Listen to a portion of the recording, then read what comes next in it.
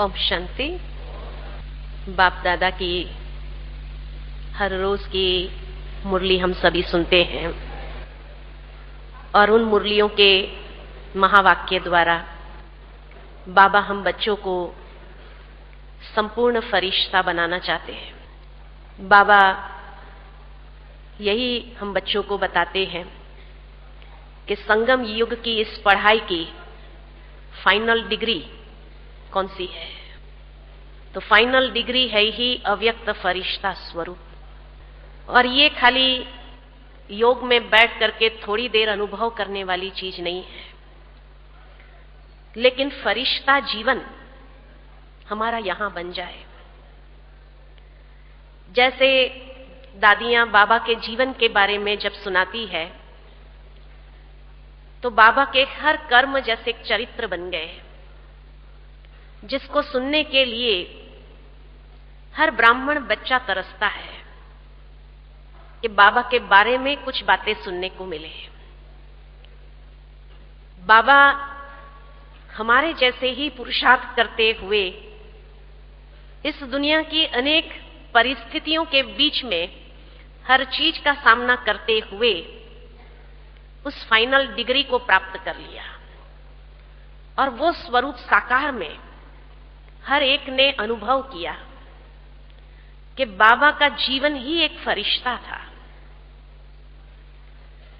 बाबा के महावाक्य से बाबा हम सबको भी उसी स्वरूप में ले आना चाहता है, ताकि अंतिम समय जब आत्माएं अंजलि के लिए तरसती हो और उस समय हम प्रकट हो जाए, चाहे उनके संकल्पों में, चाहे उनके सन्मुख, और उन्हें वो अंजलि प्राप्त हो जाए अपने स्वरूप से, जहां हमें कुछ कहने की आवश्यकता न हो, लेकिन मेरा स्वरूप, मेरा कर्म उनको महसूस कराए कि जैसे एक फरिश्ता आया और मेरा उद्धार करके चला गया। तभी तो वो फरिश्ते साक्षात में उन आत्माओं के लिए इष्ट बन जाएंगे। तो इसीलिए वो फरिश्ता जीवन कैसा होगा? जो क्वालिटीज या जो क्वालिफिकेशन हमें इस ब्राह्मण जीवन में धारण करना है, बाबा ने कई मुरलियों में उसको स्पष्ट किया है और उसमें हम सभी जानते हैं कि बाबा हमेशा कहते हैं कि ये फरिश्ता स्वरूप को इस जीवन में प्राप्त करने के लिए उनकी मुख्य विशेषता जो बाबा बताते हैं कि अंतर्मुख, अव्यक्त और अलौकिक पना होगा। माना जितना बाह्य मुखता में रहते हैं तो समझने की बात है कि उतना फरिश्ता स्वरूप हम अपना क्रिएट नहीं कर सकते हैं। अंतर्मुखी, भीतर जाना बहुत आवश्यक है। कई बार कई लोग सोचते हैं कि योग में बैठे आज हम बहुत लाइटनेस का अनुभव किया, तो एक झलक या बाबा की एक लिफ्ट मिल जाती है, लेकिन हमेशा वो स्वरूप जैसे अपने इस स्वरूप में समा जाए, इसको कहते हैं यथार्थ पुरुषार्थ। जब ब्रह्मा बाबा को भी ये मालूम पड़ा कि मेरा संपूर्ण फरिश्ता स्वरूप ऊपर है और ये स्वरूप उस स्वरूप में मर्ज होना चाहिए, यही पुरुषार्थ है, तो बाबा ने उसी अनुसार पुरुषार्थ अपना आरंभ किया। ये हम सभी भी जानते हैं कि हमारा भी संपूर्ण अव्यक्त फरिश्ता स्वरूप वतन में है और ये पुरुषार्थी ब्राह्मण स्वरूप उस संपूर्ण स्वरूप में मर्ज होना चाहिए। तो उसके लिए क्या पुरुषार्थ चाहिए? तो जो बेसिक क्वालिटी बताई कि अंतर्मुखी और अलौकिक पना, कि जहां लौकिक पना हमारी बातों में, हमारे व्यवहार में, उन सब में नहीं होना चाहिए। अलौकिक यानी जितना अंतर्मुखी रहेंगे उतना अलौकिकता को ले आना सहज हो जाएगा। दूसरी बात जो हमेशा बाबा कहते हैं कि फरिश्ता माना ही हल्के, एकदम हल्कापन। ये हल्कापन किस में? कोई इमेजिनेशन नहीं करना है कि मैं एकदम लाइट हूं और बस बाबा के पास उड़ के जा रही हूं। ये इमेजिनेशन नहीं करना है, क्योंकि ये एक प्रकार का इल्यूजन हो जाएगा। लेकिन जब हल्का कहते हैं तो हल्का माना ही कि मन, वचन, कर्म, संबंध, स्वभाव में हल्कापन होना चाहिए। मन के अंदर हल्कापन यानी कि जो बाबा की पिछले 2 सीजन की मुरलियों को अगर हम देखें तो बाबा ने हमेशा ये बात अटेंशन खिंचवाई है कि बच्चे व्यर्थ को समाप्त करो, क्योंकि मन के संकल्पों में जितना व्यर्थ होगा उतना भारी कर देगा, ये हल्का होने नहीं देगा। इसीलिए जितना मन के संकल्पों में समर्थ होगा, पॉजिटिव होगा, उतना हल्का होगा। तो उड़ने के लिए हल्कापन तो चाहिए। तो इमेजिनेशन यानी इल्यूजन में नहीं जाना है, लेकिन प्रैक्टिकल उसको फील करना है और इस जीवन में उस चीज को हमें एडॉप्ट करना है, तब संपूर्ण अव्यक्त फरिश्ता यहां बनेंगे। तो पहला तो मन को हल्का करना यानी व्यर्थ संकल्पों से अपने आप को मुक्त कर देना, सकारात्मक या समर्थ संकल्पधारी बनना। उसके बाद वाणी में हल्कापन। वाणी में हल्कापन यानी मेरे मुख से ऐसा कोई शब्द न निकले जो किसी के दिल को लग जाए या उसके दिल के अंदर दुख क्रिएट करे। ऐसे मेरे कोई वचन नहीं होने चाहिए, लेकिन मेरे वचन दूसरों को उमंग उत्साह देने वाले, ये हल्कापन है। इसलिए बाबा हमेशा कहते उमंग उत्साह का पंख लगा हुआ हो, ये भूमिका है उस डिग्री को अचीव करने के लिए। तो वाणी के अंदर खुद भी उमंग उत्साह में रहना और दूसरों को भी उमंग उत्साह के पंख दे देना, तो खुद के पास पंख होंगे तभी तो हम दूसरों को दे सकेंगे। तो ये है वाणी में हल्कापन। मेरे शब्द किसी के मन को रंज में न लाए, ऐसे मेरे मुख से कोई शब्द न निकले। अब समय अनुसार यही पुरुषार्थ है। उसके बाद कर्म में हल्कापन। तो जैसे प्रत्यक्ष दादी जी को हम सभी ने देखा, प्रकाशमणि दादी को, कि कर्म में हल्कापन लाने के लिए हमेशा निमित्त भाव, करन करावनहार बाबा करा रहा है, मैं निमित्त हूं, करने वाली हूं। और इस तरह जब करन करावन बाबा करा रहा है तो मेरे कर्म में कोई भी अयोग्य कर्म, जो दूसरों को दुख देने वाले कर्म है, वो नहीं होगा। ये है कर्म में हल्कापन। और संबंधों में हल्कापन, कि हमारे संबंध संपर्क में जो आत्माएं आए, वो आत्माएं भी एक सुकून का अनुभव करे, सुख का अनुभव करे, हल्के हो जाए। आए हो भारी, इतने नेगेटिव विचार को लेकर के आए हो, लेकिन हमारे संबंध संपर्क में आने से उनको ऐसा समाधान मिल जाए जो उसका मन एकदम हल्का हो जाए, वो भी एकदम अपने आप में हल्कापन महसूस करे। तो संबंधों में हल्कापन यानी कहीं पर भी संबंध में वो लगाव न हो, अधीनता न हो, लेकिन अधिकारी बन करके हम संबंधों में आते हैं। और सहज डिटैच हो जाना, डिटैच होकर के किसी को हम राय सलाह भी दे सकते हैं, समाधान दे सकते हैं उनके प्रॉब्लम्स का, लेकिन उनके प्रॉब्लम्स को और बढ़ाने के निमित्त न बने, लेकिन मेरे संबंध में आने से वो एकदम लाइट हो जाए।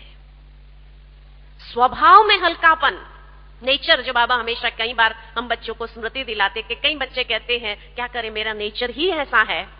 तो नेचर के अंदर सहजता, सरलता, इजीनेस, जितना हमारा स्वभाव इजी होगा, सहज होगा, सरल होगा, मोल्ड होने वाला हो जाएगा, तो वो स्वभाव में हल्कापन, कि मेरे स्वभाव में या मेरे संस्कार किसी के साथ क्लैश नहीं होने चाहिए, लेकिन मेरे स्वभाव से दूसरा अगर क्लैश करना चाहे तो भी इतनी सहजता और सरलता हो जो वो आत्मा भी क्लैश कर नहीं पाए। और मस्तक में जो बाबा कहते हमेशा वो बिंदी चमक रही हो, यानी आत्म अभिमानी स्थिति हो हमारी। जितनी आत्म अभिमानी स्थिति होगी तो लाइट। इसीलिए बाबा कई बार कहते हैं कि फरिश्ता माना जिसका कोई रिश्ता, सबसे पहले तो अपने देह और देह की कर्मेंद्रिय से नहीं होगा, क्योंकि उस स्वरूप में लाइट चमकता हुआ जैसे दूसरे भी महसूस करे, देखते ही जैसे उसको भ्रुकुटी में वो लाइट नजर आ जाए। तो हल्कापन कितनी बातों में, इसीलिए कहा प्रैक्टिकल हमारा जीवन यहां ऐसा बन जाए तो इतनी बातों में हल्कापन चाहिए। मन, वचन, कर्म, संबंध, स्वभाव और मस्तक में लाइटनेस। तो ये पहली उसकी विशेषता है फरिश्ता जीवन की। दूसरा, बाबा जैसे हमेशा कहते हैं कि फरिश्ता माना ही जिसके बुद्धि रूपी पैर धरनी पर न हो। फरिश्ता हमेशा उड़ता हुआ दिखाया है, जैसे हमेशा धरती पर चलता हुआ नहीं होता है, उड़ता हुआ दिखाते। तो धरनी तो देह अभिमान है, तो देह अभिमान बॉडी कॉन्शियसनेस में आकर के कोई कर्म करने वाले नहीं, लेकिन हमेशा उड़ता हुआ। दादी जानकी की मुझे वो बात बहुत अच्छी याद रहती है और बहुत अच्छी लगती है मुझे कि दादी जानकी हमेशा ये 3 बात बताती है कि मन, बुद्धि और दिल कैसा होना चाहिए। तो फरिश्ते का मन, बुद्धि और दिल कैसा होना चाहिए? तो दादी हमेशा कहती है मन स्वच्छ, बुद्धि स्पष्ट और दिल साफ। ये फरिश्ते का मन, बुद्धि और दिल होगा।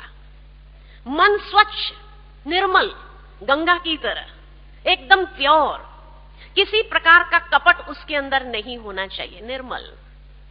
हरेक को किसी ने कोई भी कर्म किया हो, कैसा भी आपके साथ बिहेव किया हो, क्षमा दान कर दो, क्षमा कर दो उसी वक्त। मन स्वच्छ रखो, उसके प्रति कोई बुरी भावना अंदर में नहीं होनी चाहिए, शुद्ध भावना समाई हुई हो, है ना। तो मन स्वच्छ, कोई कपट नहीं उसके अंदर। बुद्धि स्पष्ट, क्लियर, क्लैरिटी हो, इतना क्लियर फोकस हो, है ना। तो मन स्वच्छ होगा तो बुद्धि स्पष्ट होगी। मन के अंदर ही कपट भरा होगा, मेरा तेरा भरा होगा, तो बुद्धि क्लियर हो नहीं सकती है। कनेक्शन है तीनों का आपस में, मन, बुद्धि और दिल का बहुत गहरा कनेक्शन। और जब मन स्वच्छ है, बुद्धि स्पष्ट है, तब दिल साफ हो सकता है, नहीं तो दिल साफ नहीं है। और उसी के लिए बाबा हमेशा कहते हैं सच्चे दिल पर साहब राजी। दिल में जिसके अंदर सच्चाई और सफाई हो तो भगवान भी उस पर राजी हो जाता है, भगवान भी ऐसे बच्चों पर कुर्बान जाता है। तो बुद्धि रूपी पैर देह अभिमान की धरनी से ऊपर हो, और वो तभी हो सकते हैं जब ये 3 चीजें हमारे अंदर हो, कैरेक्टरिस्टिक्स हमारे अंदर हो, मन, बुद्धि और दिल, है ना। तब लाइटनेस, तब उड़ने के लिए हम तैयार हैं। तीसरी बात हमेशा बाबा कहते हैं कि फरिश्ता माना कौन? तो फरिश्ता माना ही लाइट और माइट स्वरूप हो। अब लाइट किस चीज की और माइट किस चीज की? तो बाबा हमेशा कहते हैं कि लाइट है ज्ञान की और माइट है शक्तियों की। यानी जो कहा जाता है कि बाबा यही कहते हैं कि ज्ञानी तू, योगी तू, आत्मा मुझे प्रिय है। तो ज्ञान की लाइट हो जिसके जीवन के अंदर हर कर्म जो करे त्रिकालदर्शी स्थिति पर स्थित होकर के वो कर्म करके, अगर कोई चीज ऐसी होती भी है तो भी, कोई परिस्थिति आ भी जाती है तो भी उसमें लाइट रहने के लिए ड्रामा कल्याणकारी है। ये ज्ञान की लाइट उस पर डालना और उस लाइट से उसको देखना कि कल्याण कैसे समाया हुआ है। तो ज्ञान की लाइट और योग द्वारा, योगी तू आत्मा, तो योग द्वारा सर्व शक्तियों की माइट। तो बाबा ने एक बार ये होमवर्क दिया था कि कितनी शक्तियां हैं। आज दिन तक अष्ट शक्तियां हम समझते थे, लेकिन बाबा की मुरलियों के हिसाब से अगर देखें, अव्यक्त मुरलियों में बाबा ने कितने प्रकार की शक्तियों की बात की है। सत्यता की शक्ति, साइलेंस की शक्ति, महसूसता की शक्ति। किसी ने मुझे लिस्ट निकाल करके दिया कि देखो, मैंने सारी लिस्ट बाबा की मुरलियों से निकाली है, कितनी शक्तियां हैं। तो 55 शक्तियां बताई है। तो जो शक्ति स्वरूप है, यानी जैसे बाबा कहते हैं सही समय पर सही शक्ति का एप्लीकेशन। ये नहीं कि सहन करने के समय सामना करने की शक्ति का एप्लीकेशन हो जाए और फिर हम परेशान हो जाए, सॉरी करना पड़े। योगी तो आत्मा को कभी सॉरी नहीं करना पड़ता है, क्योंकि सही समय पर सही शक्ति का इस्तेमाल होता है। तो फरिश्ता माना लाइट और माइट स्वरूप। तो ज्ञान की लाइट, जहां ज्ञान को अप्लाई करना है, तो ज्ञान की कौन सी पॉइंट दूसरों के लिए नहीं, मेरे जीवन के लिए, मेरे जीवन के लिए मुझे अप्लाई करते हुए चेंज कर देना है। अपने आप को स्वपरिवर्तन करना है ना। बाबा ने हमें ये ठेका तो दिया नहीं कि हमें दूसरों का परिवर्तन करना है। बाबा ने हमेशा हम बच्चों को कहा, बच्चे स्वयं का परिवर्तन करना है। और स्वयं का परिवर्तन करने के लिए वो ज्ञान की पॉइंट मेरे दिमाग में स्पष्ट होनी चाहिए कि इस समय मुझे कौन सी ज्ञान की पॉइंट को अप्लाई करते हुए अपने अंदर परिवर्तन लाना है। कोई व्यर्थ संकल्प नहीं चलना चाहिए। उसके बाद यह है ज्ञानी तू आत्मा या योगी तू आत्मा, कि कौन सी शक्ति का एप्लीकेशन करना है जिससे हमारी स्थिति लाइट रहे। तो परिस्थिति कैसी भी हो, लेकिन हर परिस्थिति में भी मेरी स्थिति लाइट हो। तो लाइट कैसे रहेंगी? जब ज्ञानी तू योगी तू आत्मा हम बनेंगे और उसका प्रैक्टिकल एप्लीकेशन करना आएगा, तभी तो हम लाइट बनेंगे, नहीं तो कैसे लाइट बनेंगे। तो फरिश्ता माना लाइट माइट स्वरूप, वो चीज हमारे स्वरूप में आ जाए, है ना। फिर बाबा ने एक और डेफिनेशन दिया। एक तो हल्का रहना, पहला बताया अंतर्मुख और अलौकिकता। दूसरा बताया हल्कापन। हल्कापन किसमें? मन वचन कर्म संबंध, स्वभाव और मस्तक में। तीसरा बताया कि फरिश्ता माना उड़ने वाला, बुद्धि रूपी पांव धरनी पर नहीं, तो मन बुद्धि और दिल, मन स्वच्छ बुद्धि स्पष्ट और दिल साफ। और चौथा बताया कि फरिश्ता माना लाइट और माइट स्वरूप, ज्ञानी तू आत्मा योगी तू आत्मा है। सही समय पर सही ज्ञान की पॉइंट की एप्लीकेशन करते हुए अपने आप में चेंज करना, सही शक्ति की एप्लीकेशन करते हुए अपने आप को चेंज कर देना, मोल्ड कर देना। पांचवी बात, जो इस तरह से अपने आप को चेंज कर लेता है तो उसकी भूमिका भी तैयार हो गई। तैयार हो गई तो फरिश्ता माना जो सूक्ष्म वतनवासी रहता है। सूक्ष्म वतनवासी, कि जब वो योग में बैठते हैं तो बैठते ही उसका मन जैसे एक वाहन बन जाता है और वो लाइट के कार्व में, बाबा ने बहुत सुंदर पहले की कई मुरलियों में इस बात को स्पष्ट किया है कि फरिश्ता माना ही लाइट के कार्व के अंदर, जैसे फ्लाइंग सॉसर्स बाबा ने बताया, जैसे फ्लाइंग सॉसर्स होती है जो दिखाई देती है कि एक फ्लाइंग सॉसर उड़ रही है, तो इसी तरह अंतवाहक शरीर जिसका है, और अंतवाहक शरीर कौन सा है? तो लाइट के कार्व का शरीर है। तो जब इतने लाइट हो जाएंगे प्रैक्टिकल लाइफ में, तो योग में बैठते ही क्या महसूस होगा? जैसे इस शरीर से डिटैच होकर के उस लाइट के कार्व के शरीर में जैसे प्रवेश होकर के सहज अपने वतन की ओर सूक्ष्म वतनवासी होकर के बाप दादा के साथ, बाबा कई बार कहते हैं बच्चे साकार दुनिया में मिलन की लिमिटेशन होती है, कई प्रकार की लिमिटेशन होती है। बाबा यहाँ आते हैं, कुछ घंटे रहते हैं, मुरली चलाते हैं और नैन मुलाकात कर लेते हैं, दृष्टि का आदान प्रदान हो जाता है।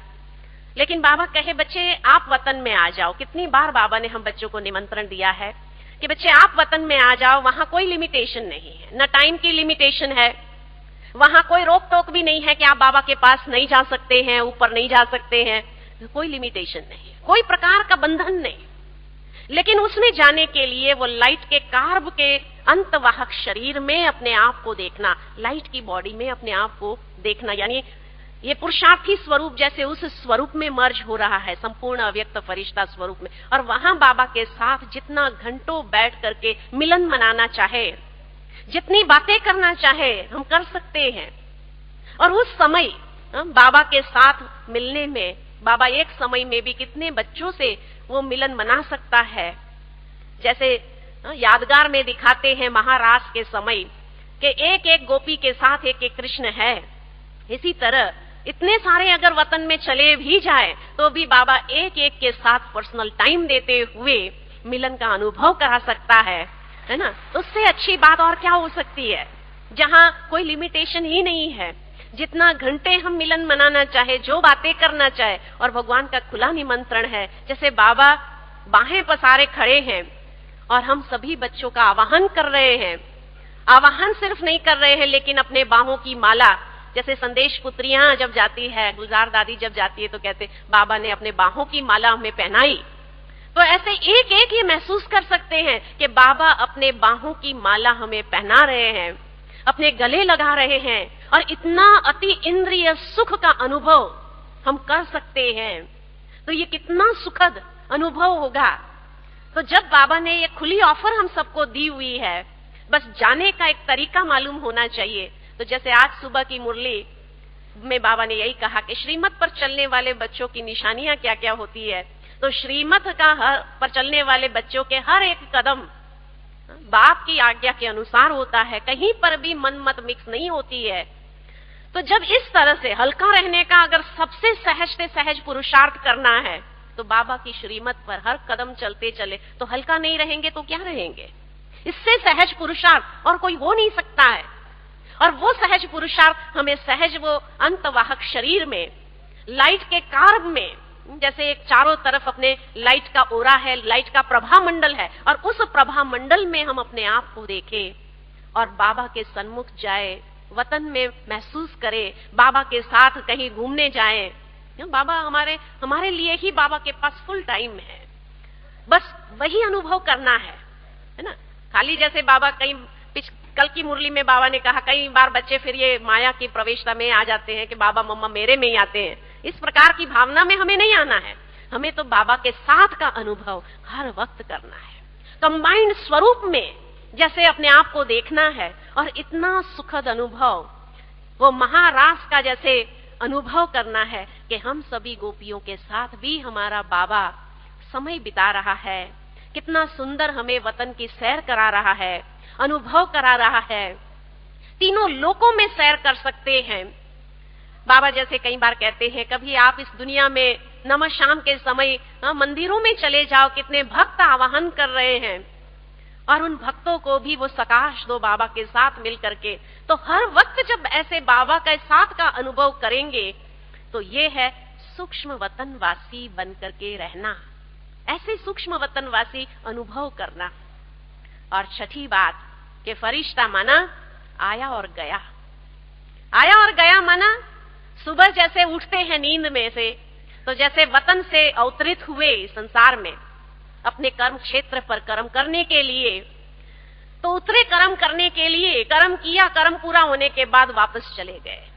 तो आया और गया, फरिश्ता माना आया, कर्म किया और वापस चला गया। जैसे दुनिया में कई बार कई लोग अनुभव सुनाते हैं कि ऐसी मुसीबत में थे, अचानक कोई व्यक्ति आया, मदद करके चला गया, जब तक मैं उसका नाम पूछूं, उसका पता पूछूं, उसका कोई कांटेक्ट नंबर पूछूं, तब तक तो वो चला भी गया, और कहां चला गया हमें दिखाई भी नहीं पड़ा। तो ऐसे ही जब इस तरह का अभ्यास हमारा हो जाएगा फरिश्ता स्वरूप का, ऐसे हल्कापन हमारे हर कर्म में रहना आ जाएगा, तब बाबा आपको एज एन इंस्ट्रूमेंट यूज करेगा। और ऐसी आत्माओं को बस आप आए, मदद किया और चले गए, और वो ढूंढते रह जाएंगे कि कहां से आया और कहां चला गया, पता ही नहीं चला। ये व्यक्ति तो फरिश्ता जैसे एक एंजल आया और चला गया। तो फरिश्ता माना ही आया और गया। तो उसका निरंतर अभ्यास हमें इसी जीवन के अंदर करना है कि बुद्धि से आए और फिर वापस उपराम चले गए। आए, कर्म किया, कर्म क्षेत्र पर शरीर की कर्मेंद्रिय का आधार लिया, मालिक बनकर के कर्म किया और वापस चले गए। तो इस प्रकार का आना और जाने का अभ्यास जब हो जाएगा, तब फरिश्ता स्वरूप, उसके लिए बाबा ने हम बच्चों को पिछले साल 5 स्वरूप की ड्रिल करने का अभ्यास बताया। इतना ही नहीं, लेकिन साकारी, आकारी, निराकारी, ये 3 लोक में भी आने जाने की ड्रिल का अभ्यास करना बताया। ये ड्रिल बाबा ने इसीलिए तो हमें सिखाई कि बच्चे जितना ये ड्रिल को निरंतर आप करते जाएंगे, उतना फरिश्ता बनना, फरिश्ता जीवन का अनुभव करना इस साकार दुनिया में रहते हुए बहुत सहज हो सकता है। और तब जाकर के कोई भी परिस्थिति आए, लेकिन कोई भी परिस्थिति आपकी स्थिति को छू नहीं सकेगी। फरिश्ते को कोई छू सकता है? कोई छू नहीं सकेगा। कोई परिस्थिति आपके मन को प्रभावित नहीं कर सकेगी, चाहे वो खुशी की हो या दुख की हो या कोई भी प्रकार की परिस्थिति क्यों ना हो, लेकिन आप सबसे न्यारे और प्यारे। फरिश्ते की इसीलिए क्वालिफिकेशन बताई, न्यारा और प्यारा। ये सहजता से कोई चीज उसके स्थिति को इफेक्ट में नहीं ला सकती है। तो ये सब चीज का प्रैक्टिकल अभ्यास हमें ये जीवन में करना है। खाली सोचने की बात नहीं है, वो इमेजिनेशन हो जाएगा और यही इल्यूजन है, वो यथार्थ योग नहीं होता है। लेकिन जब हम प्रैक्टिकल योग के अंदर बैठे हुए तो ऐसा महसूस करेंगे, मैं उड़ रही हूँ, बाबा के पास हूँ, ये महसूस करेंगे। और नीचे कर्म में आने के समय ऐसे वचन निकले जो किसी को दुख दे देवे, ऐसा कर्म हो जो किसी को दुख महसूस करा दे, हमारा स्वभाव संस्कार किसी के साथ टक्कर खाए, तो उसको कौन मानेगा कि ये फरिश्ता है? या उसने अपना अनुभव जब वो सुनाता है तो कौन बिलीव करेगा कि उसने ये अनुभव किया होगा? अगर ये अनुभव साक्षात है तो वो चीज हमारे जीवन के अंदर आनी ही हो। जैसे बाबा के लिए दादियां हमेशा कहती कि बाबा शिक्षा देता था, दादी जानकी हमेशा ये बता कि बाबा शिक्षा भी देता था, सावधानी भी देता था, लेकिन बाबा की शिक्षाएं, सावधानी किसी को पिंच नहीं होती थी, किसी के दिल को ठोकर मारने वाली अनुभव नहीं कराती थी, क्योंकि बाबा ने साक्षात अपने जीवन में उन चीजों को इनकलकेट किया था। तो बाबा शिक्षा सावधानी देने के साथ साथ भी इतना प्यार और पुचकार देते थे और उस बात को उसके इशारे के रूप में उसको दे देते थे कि उसको फील भी नहीं होता था, उसको पिंच भी नहीं होता था। तब बाबा उनको दिखाई देता था, जब बाबा पास होता था तो ऐसा महसूस होता था जैसे एक बादल आया और चला गया। ये महसूस करते थे कि एक बादल की तरह बाबा जैसे चल करके चला जाता था, तो ऐसा महसूस होता था एक ऐसा बादल वहां से पास हो गया। बाबा को टच करते थे तो महसूस होता था बाबा के हाथ इतने नरम होते थे जैसे उसमें हड्डियां ही नहीं होती थी, ऐसा महसूस होता था। तो प्रैक्टिकल बाबा ने अपना जीवन पुरुषार्थ करके यहां पर बनाया। अगर बाबा बना सकता है तो हम सभी क्यों नहीं बना सकते? हमारे लिए तो वो साक्षात एग्जाम्पल है। कई कहते हमने देखा तो नहीं, लेकिन हमको जो बातें सुनाई गई है वो बातें ऐसे ही तो नहीं है। साक्षात बाबा ने उस चीजों को क्रॉस भी किया। बाबा के सामने भी कई परिस्थितियां आई, मम्मा के सामने भी कई परिस्थितियां आई, कई बातें आई, लेकिन उन्होंने क्रॉस कैसे किया और हम क्रॉस कैसे करते हैं कि हम वो समस्या का, उस परिस्थिति का स्वरूप बन जाते हैं और क्रॉस करते हैं। लेकिन बाबा उससे डिटैच, न्यारा होकर के उसको क्रॉस करता था, इसीलिए सबका प्यारा हो जाता था। यही साक्षात फरिश्ता स्वरूप यहां बनना। इसलिए का संगम युग की फाइनल डिग्री फरिश्ता, अव्यक्त फरिश्ता स्वरूप, संपूर्ण अव्यक्त फरिश्ता स्वरूप, ये फाइनल डिग्री संगम युग की है। सतयुग की तो है नहीं। या शरीर छोड़ने के बाद उसको अनुभव नहीं कर सकते, उसको अनुभव तो यहां ही करना होगा। तो वो जीवन यहां ही बनाना होगा, तब जाकर के सहजता से शरीर को छोड़ करके उस स्वरूप में जाकर मर्ज हो जाएंगे। ये स्वरूप उसमें मर्ज हो जाएगा, बहुत सहज रीति से समा जाएगा बिना कोई तकलीफ। और यही हम सभी बच्चों का भी लक्ष्य है कि हमारा जीवन ऐसा हो कि बस हम सहजता से उस स्वरूप में मर्ज हो जाए। तो एक एक कर्म, एक एक भाव हमारा अब उस पुरुषार्थ की ओर, क्योंकि समय अंतिम घड़ियों की ओर जा रहा है। कई बार बाबा के बच्चे आते, पूछते वर्तमान समय के हिसाब से हमारा पुरुषार्थ कौन सा होना चाहिए? तो यही तो पुरुषार्थ होना चाहिए। और यही तो बाबा साकार मुरलियों में अब तक भी उस बात का अटेंशन हमारा खिंचवा रहा है कि बच्चे अपने मन, वाणी, कर्म को देखो, संबंध, संपर्क को, स्वभाव को देखो। ये बातें अभी तक भी बाबा, और अभी तक हमारा इन बातों पर अटेंशन नहीं। और दूसरी बात, अंतिम समय का पुरुषार्थ कौन सा होना चाहिए, हमारी स्टेज कौन सी होनी, तो वो तो एक काल्पनिक हो जाएगी। जब तक बेसिक बातों के ऊपर हमारा अटेंशन ही नहीं है, अभी तक भी छोटी छोटी बातों में हमें मूड ऑफ हो जाता है या हमारी अवस्था ऊपर नीचे हो जाती है, तो हम फरिश्ता बनेंगे कैसे, कब बनेंगे? तो इसीलिए बाबा ने हर बात का नॉलेज दे दिया। और ये साकार मुरली हमारे लिए हर रोज उन बातों को अटेंशन में लाने के लिए है कि वापस हर रोज हमें रिमाइंड होती है, तो सारे दिन उसकी चेकिंग तो हम कर सकते हैं। यही वर्तमान समय के हिसाब से पुरुषार्थ है, क्योंकि यही हर एक ब्राह्मण बच्चे के जीवन का लक्ष्य है कि मुझे संपूर्ण अव्यक्त फरिश्ता यहां ही बनना है। यहां से और कोई दुनिया नहीं है जहां बनना है, यहां ही बनना है। अगर यहां नहीं बने तो वापस पुनर्जन्म लेकर के भी हमें उस यात्रा को कंप्लीट करना होगा, है ना। बाबा के साथ नहीं जा पाएंगे हम। जैसे बाबा कहते हैं कि मेरे साथ तो वही आत्माएं चलेगी जो मेरे समान बनेगी। तो बाप समान किसको कहा जाता है? बाप समान उसी का तो नाम है। तो वो स्वरूप को साक्षात हमें यहाँ ही महसूस करना है, प्रैक्टिकल उसको इमर्ज करना है, तब जाकर के सहजता से हम विश्व सेवा, मनसा सेवा सहजता से कर सकते हैं। अगर ये स्वरूप यहाँ ही नहीं बना तो मनसा सेवा भी कैसे होगा? वही तो मनसा सेवा है कि अव्यक्त वतनवासी बाप दादा के साथ भ्रमण करना। मनसा सेवा वो वाइब्रेशंस देना अनेक आत्माओं को, तभी तो ये मनसा सेवा हमारी होगी, नहीं तो मनसा सेवा कैसे हो सकेगी? तो इसीलिए यही वर्तमान समय के हिसाब से हमारा अटेंशन, लक्ष्य और लक्षण हमारे जीवन के अंदर उसी अनुसार आना चाहिए। ठीक है ना? तो अभी सभी योग में बैठेंगे और उसी फरिश्ता स्वरूप का अनुभव करेंगे, है ना, अपने आप को, क्योंकि मधुबन में ये अनुभव करना बहुत आसान है ना? हाँ, क्योंकि मधुबन में ये करना बहुत आसान है। क्यों आसान है मधुबन में करना? क्योंकि यहाँ किसी के साथ हमारे संस्कारों का टक्कर नहीं होता है। यहाँ मन स्वच्छ, बुद्धि स्पष्ट, दिल साफ।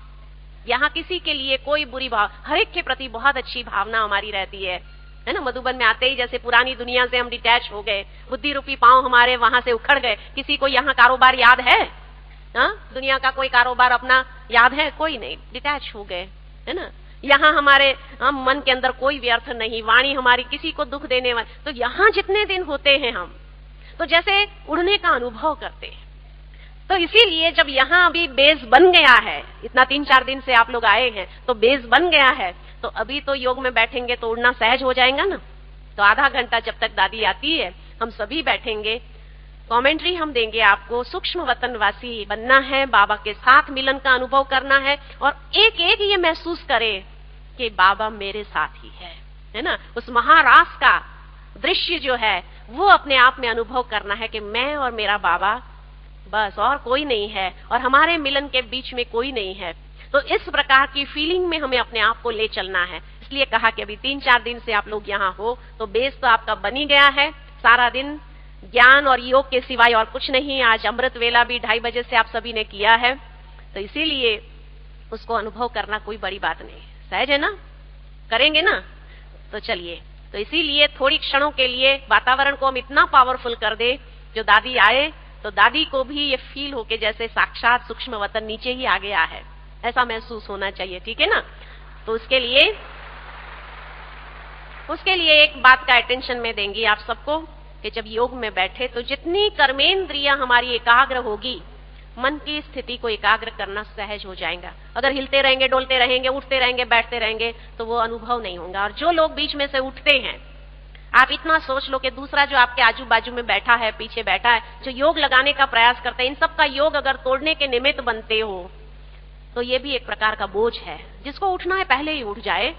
बीच में से कोई भी व्यक्ति उठेगा नहीं। एक बार बैठ गए एकदम, जैसे कहा ना सूक्ष्म वतन, तो बीच में से कोई भी नहीं उठेगा। जिसको उठना है पहले ही उठ करके, और जो अगर जाकर के बाहर जाकर आते हैं तो फिर बीच में आकर के नहीं बैठेंगे, वो साइड में ही बैठ जाए, पीछे बैठ जाए। वो सारे लोगों को क्रॉस करते हुए, सबको डिस्टर्ब करते हुए आकर के नहीं बैठेंगे। प्लीज इतना आप ध्यान रखेंगे तो आपको ही फायदा है, आप उस चीज का अनुभव सहज कर सकेंगे। तो इसीलिए बीच में से कोई उठेगा नहीं, न बीच में आकर के कोई बैठने का प्रयास करे। जो उठ करके बाहर गए भी हो किसी कामवश, आकर के पीछे बैठे, साइड में बैठ जाए, बीच में आने की कोशिश नहीं करे फिर। ठीक है?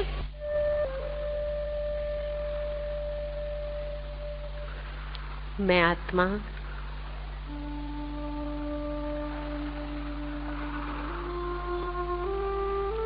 इस देह रूपी वस्त्र से न्यारी होकर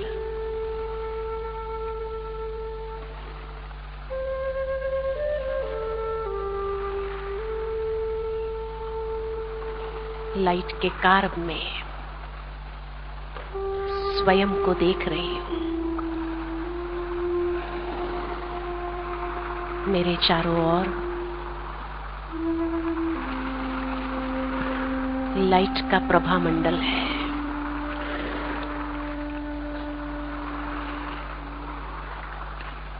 और मैं सूक्ष्म शरीर को धारण करते हुए अंतवाहक शरीर से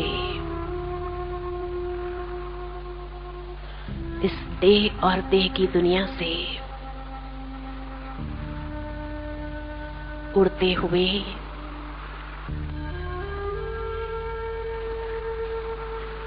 अपने वतन की ओर जा रही हूं।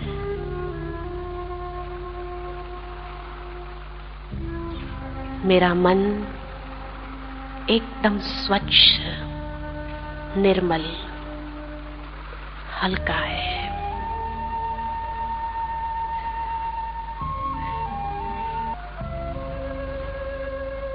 बुद्धि एकदम स्पष्ट है और दिल साफ है।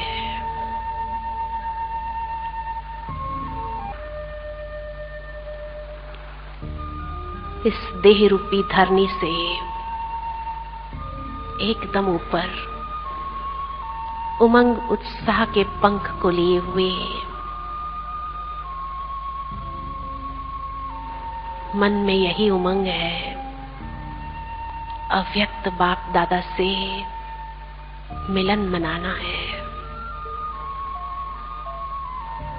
वतन में बाप दादा मेरा आवाहन कर रहे हैं। बाहें पसारे बाबा खड़े हैं लाइट के गार्ब में। कितना दिव्य और सुंदर स्वरूप है। मैं भी अपने संपूर्ण अव्यक्त फरिश्ता स्वरूप में समा जाती हूँ। उस चमकीली ड्रेस को धारण करती हूँ और बाप दादा के सन्मुख जा रही हूँ। बाप दादा से नैन मुलाकात करती हूँ। बाबा के नैनों से असीम प्यार मुझ फरिश्ते पर बरस रहा है। कितनी न सौभाग्यशाली हूं जो बाप दादा के इस असीम निर्मल प्रेम की पात्र आत्मा बन गई। बाप दादा के असीम प्यार की पात्र आत्मा बन गई। बस मैं और मेरा बाबा, दूसरा न कोई। समा जाओ बाबा के असीम प्यार में।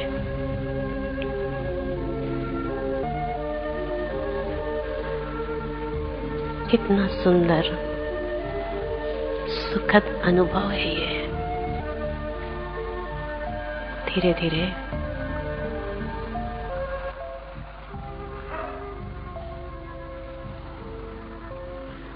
मैं आत्मा